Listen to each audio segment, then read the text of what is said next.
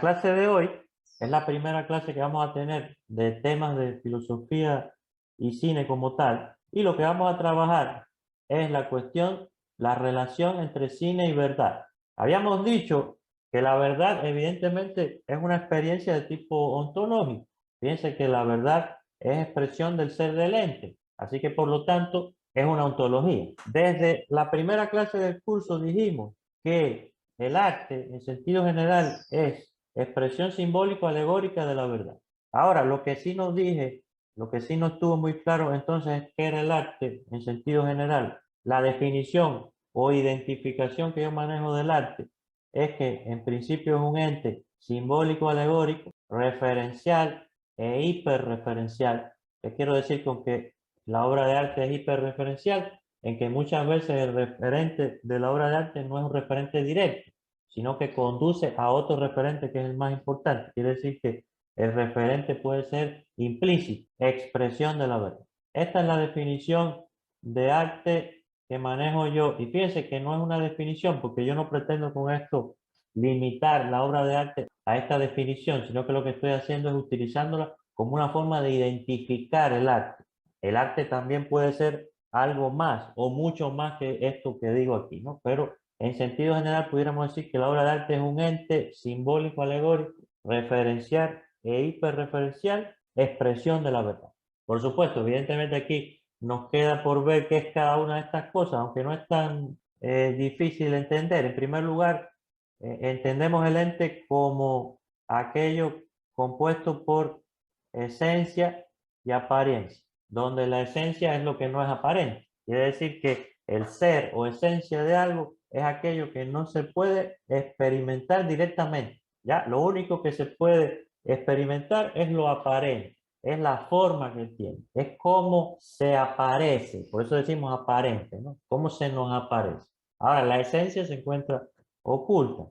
Evidentemente, la verdad se convertiría en un proceso de volver aparente la esencia de algo, a pesar de que lo esencial, su condición natural es la de que esté oculto. En sí mismo siempre va a estar oculto. Ya veremos esto mucho mejor en lo que avanzamos la clase. A lo que me refiero con simbólico alegórico es que cuando decimos que una obra de arte siempre va a ser simbólico alegórica, es que el símbolo lo que hace es juntar, y eso es lo que significa la palabra símbolo en griego, símbolon. Este símbolo en griego significa juntar. Ahora, ¿qué es lo que se junta en la obra de arte?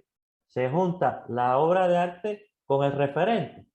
Ese juntar, entiéndenlo también como conectar, quizás. Y por otra parte, decimos que es alegórico porque siempre se está refiriendo a algo otro. El referente de una obra de arte no es la obra de arte, sino que es algo otro. La obra de arte lo que hace es referenciar. Eso es lo que significa alegoría. Significa hablar de otra cosa. La obra de arte siempre nos está hablando de otra cosa. No es ella en sí, eso otro. ¿Comprende? Ustedes dirán, pero en una película estamos viendo aquello. Lo estamos viendo representado ya, pero la película es la película y lo que ella representa es otra cosa. Eso sí lo llevamos evidentemente al significado estricto de la palabra. Entonces quiere decir que la obra de arte junta y habla de otra cosa. Lo que significa simbólico alegórico, porque muchas veces se emplea la palabra por ahí indistintamente e incluso se sustituye uno por el otro, cuando la realidad es que no existe símbolo que no sea alegoría, pero eso no quiere decir que símbolo y la alegoría sean una misma cosa, sino que lo simbólico es la capacidad que tiene la obra de arte de juntar, de juntarse con el referente, y lo alegórico es la capacidad que tiene de conectar. Es como si fuera un proceso centrípeta. Recuerden, la fuerza centrípeta es la que va hacia el centro. Ese sería el símbolo. Y la alegoría es la fuerza centrífuga. La obra de arte se junta con lo que representa, pero al mismo tiempo habla de otra cosa, que es eso mismo que representa. Y es lo paradójico que tiene la obra de arte, que es al mismo tiempo la unión de dos cosas, la obra de arte y referente, y al mismo tiempo es la separación de esas dos cosas. Nos queda claro que están juntos y separados al mismo tiempo, y es lo paradójico de esto. Cuando hablamos de referencial, es que el referente puede ser directo, pero también puede ser indirecto. Por ejemplo, si representamos, si una obra de arte representa un banco solitario, Ese es un referente directo, el banco, pero la soledad como concepto puede ser el hiperreferente. Y así se van formando cadenas infinitas de referentes e hiperreferentes en la obra de arte. En tanto más compleja es la obra de arte, más referentes e hiperreferentes tiene. Y por último, es que decíamos que era expresión de la verdad. Ahora, la verdad no la entendemos aquí tanto como un concepto contemporáneo, sino que nos estamos remontando al significado que tiene desde su origen. Fíjense, la palabra verdad fue creada por los griegos. De esta palabra, alicia, es que viene nuestra palabra verdad. La palabra verdad en latín, veritas, lo que hace es traducir esta palabra. Traducir o transliterar, porque es exactamente la misma palabra que es para los griegos, lo es para los romanos, pero en ese pasar de una cultura a otra, fue perdiendo su significado original. Salta a la vista, por ejemplo, aquí, si analizamos etimológicamente la palabra alicia en griego, significa desocultar, significa que lo oculto hay que desocultarlo, quiere decir que es una acción del ser humano. Piensen, no es el ser humano, según los griegos, no es un espectador de la verdad, sino que es un descubridor de la verdad. Ya de la forma en que llega esa palabra a nosotros, en la actualidad, parece que es mucho más pasiva, ¿no? Decimos verdad, la verdad llega a nosotros, ¿no? Todo lo contrario, para los griegos la verdad es algo que hay que descubrir. O sea, que si no se descubre, no se muestra. Y que el que tiene que descubrir eso es el ser humano. ¿Por qué? Porque el ser humano es el único ente que experimenta la verdad. Y fíjense, la experimenta como ser descubridor. Así le llamó Heidegger al ser humano. Dice Heidegger que el ser humano es un ser descubridor. ¿Por qué? Porque la función que tiene él respecto a la verdad es descubrir. Es muy importante en esta palabra el prefijo este privativo que vemos aquí. A, litia. Este A significa desocultar. Esa fórmula que se da originalmente en la palabra, en latín ya no aparece.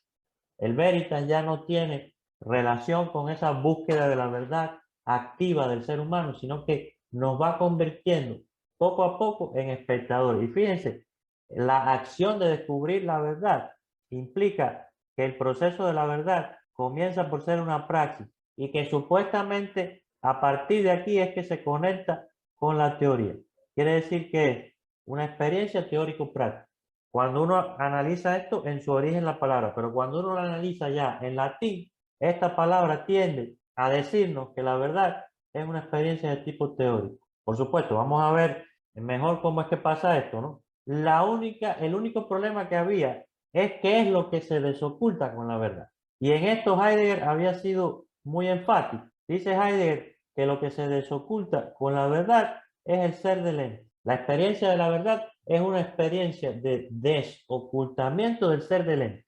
Si nos vamos a este pequeño gráfico que tenemos aquí, vamos a ver que el ente es en apariencia, es aparente para nosotros, pero su esencia no lo es. La esencia se encuentra oculta. El modo de ser de la esencia es el modo de ser de la ocultación. Se encuentra oculta.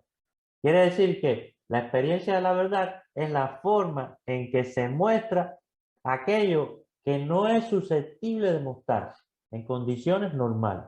¿Por qué? Porque en condiciones normales lo que nosotros tenemos es una experiencia a partir de la apariencia de las cosas. Ahora, imagínense entonces que lo que hace la obra de arte es establecer de alguna forma una conexión entre esencia y apariencia. Eso es lo que hace una obra de arte. La obra de arte se convierte en una especie de intermediario entre la esencia y la apariencia de las cosas. Funciona como una forma de traducir, ¿no? Es como que el ser, por esencia, está siempre oculta. La apariencia es lo único que se muestra. Bueno, la obra de arte nos hace posible, de modo aparente también, porque la obra de arte es algo que es visto, escuchado, etc. Nos hace posible que la esencia de algo se muestre. Lo que hace Heidegger aquí, bastante arriesgado, es decidir que lo que está oculto es en la esencia de algo. O sea, lo que hace Heidegger es decirnos que alicia, verdad en griego, significa desocultar y lo que se desoculta es el ser del ente. ¿Ok? Así que por lo tanto, si lo que se desoculta es el ser del ente, estamos ante una ontología. Esto lo habíamos visto bastante claro en la primera clase del curso. ¿Ya? Fíjense que ontología y verdad van de la mano. ¿Ya? ¿Por qué? Porque la verdad es desocultamiento del ser del ente. Y a su vez, como habíamos dicho en la primera clase, la ontología se encuentra hermanada al nacimiento de la filosofía. ¿Por qué? Porque la filosofía, desde su nacimiento, constituye una búsqueda del ser del ente. ¿Qué pasa? Eso no lo dicen claramente los filósofos, ¿ya? Sino que los filósofos antiguos lo que hacen es que nos dan determinadas pistas. Ya habíamos visto en la primera clase que Aristóteles nos daba algunas pistas que filosofía era epistimitis y theorito on ion. Eso en griego significa ciencia que considera o teoriza. Fíjense que él usa el verbo ahí, theorí. Considera el ente en cuanto ente. O sea, si se considera el ente en cuanto ente, entonces estamos hablando de ontología. Y por otra parte nos decía también que era epistimitis alistía, o sea, ciencia de la verdad. Ahora, lo que no nos dice Aristóteles claramente es en qué consiste esa verdad, porque para él la verdad constituye una experiencia y no se ve la necesidad de definir en qué consiste. Piensen, no es que no se ve la necesidad, es que no entiende que sea posible definir en qué consiste la verdad, que no sea de otra manera que en la praxis. ¿Por qué? Porque la verdad es una praxis, no es una experiencia de tipo intelectual. Quiere decir que la verdad es una vivencia, tiene que ver con la existencia. Y evidentemente en esto tiene que ver con la existencia del ser humano, porque habíamos dicho ya que el ser humano es el único ente que experimenta la verdad. Quiere decir que hemos dicho aquí que la obra de arte es expresión de la verdad como Alicia. Y fíjense, ¿desocultamiento de qué? Del ser. No de cualquier cosa, sino del ser. Evidentemente, esta definición de la obra de arte es bastante limitada. En un ámbito científico va a quedar como una definición más. Habría que preguntarse en qué medida la obra de arte hoy sigue siendo totalmente una experiencia como esta, ¿ya? O si la obra de arte hoy se reparte con otras ramas del conocimiento. Pensemos, por ejemplo, que hay arte político, hay arte de tipo más hacia la antropología, sociología, que el arte reparte incluso su entorno con la economía, con una serie de conocimientos que no son como tal ontología. Es que tampoco la filosofía completamente se trata de una ontología hoy, sino que la filosofía es ontología en su comienzo. Y lo que nosotros estamos haciendo en este curso es tomando la filosofía como ontología, restringiéndonos a esa filosofía como ontología, es lo que se conoce también como metafísica occidental. Metafísica occidental es la filosofía como ontología, es el conocimiento filosófico tal y como se da en Occidente o tal y como nace dentro de la cultura griega y se desarrolla dentro de esa línea, pero no es la única línea que tiene la filosofía, ¿ok? Sino que la filosofía también va intercambiando con otras ramas, ¿no? ¿Cómo es que Heidegger llega a la conclusión de que esta palabra, verdad, Alicia, se trata de desocultamiento del ser del ente? Fíjense que es muy importante aquí, el prefijo privativo es fundamental porque eso indica que el ser humano actúa. O sea, el ser humano tiene que actuar para experimentar la verdad. El ser humano no reacciona ante la verdad, sino que actúa para que la verdad entonces acontezca. La pregunta es cómo Heidegger llega a la conclusión que la verdad es desocultamiento del ser, porque lo que nos dice la palabra es que la verdad es desocultamiento. Para ello lo que hace es irse a Parménides. Recuerden que Parménides se le llama también el filósofo del ser. ¿Por qué? Porque toda su filosofía es como una especie de discurso en torno al ser. Parménides tiene una frase muy interesante, que la vamos a analizar aquí, tomada directamente del original. Dice Parménides en una frase que es un fragmento, porque recuerden que los textos de Parménides que llegaron hoy son fragmentos, no son el texto completo. De hecho, él escribía en poemas. Y entonces cuando se reúne eso, es como una cosa bastante ecléctica. bastante difícil de entender. ¿Por qué? Porque es muy oscura, ¿no? Ahora, hay una frase muy interesante que toma Heidegger que dice que togar aftonoin estin de kein. Miren qué interesante. Esta frase, traducida literalmente, dice, haciendo la corrección que uno hace siempre que traduce algo, significa algo así como, porque conocer es lo mismo que ser. Sería la traducción que tiene. Y fíjense, estamos ya en la cuerda de que la verdad es una experiencia, pero también es una teoría. Al mismo tiempo es experiencia y teoría, o con mucha más propiedad es una experiencia. Nos está diciendo que conocer algo, desde el punto de vista intelectual, es lo mismo que ser. Que ser y conocer es lo mismo. Que teoría y praxis son una misma cosa. Que no se puede separar la teoría de la praxis. Ahora, la pregunta es cómo Heidegger conecta esto con la experiencia del ser propiamente. Evidentemente, aquí tenemos el infinitivo ser. Nos está diciendo que ser es conocer al mismo tiempo. Y lo que yo hice fue proponer una traducción alternativa a esta palabra, porque me di cuenta que ese que vemos aquí, el pronombre, no solo pudiera ser el pronombre del infinitivo, pronombre indicativo del infinitivo, sino que pudiera ser objeto de ese infinitivo.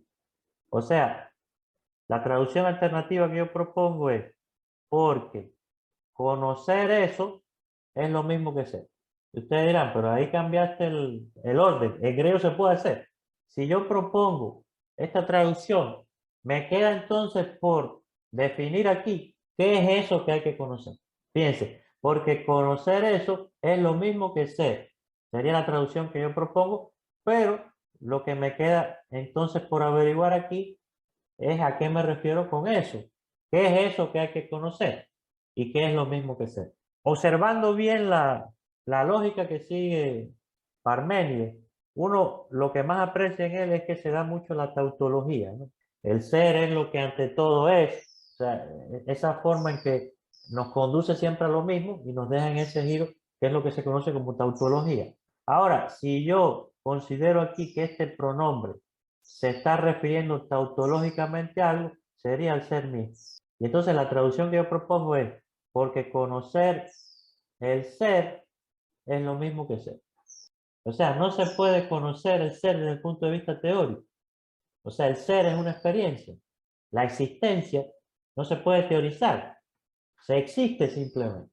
Y fíjense que esto es lo que nos hermana con la palabra verdad y también es lo que nos dice que la frontera entre teoría y praxis para los griegos era difusa y que lo que pasó posteriormente fue que esta frontera se consolidó de tal manera que la praxis quedó de un lado y la teoría del otro.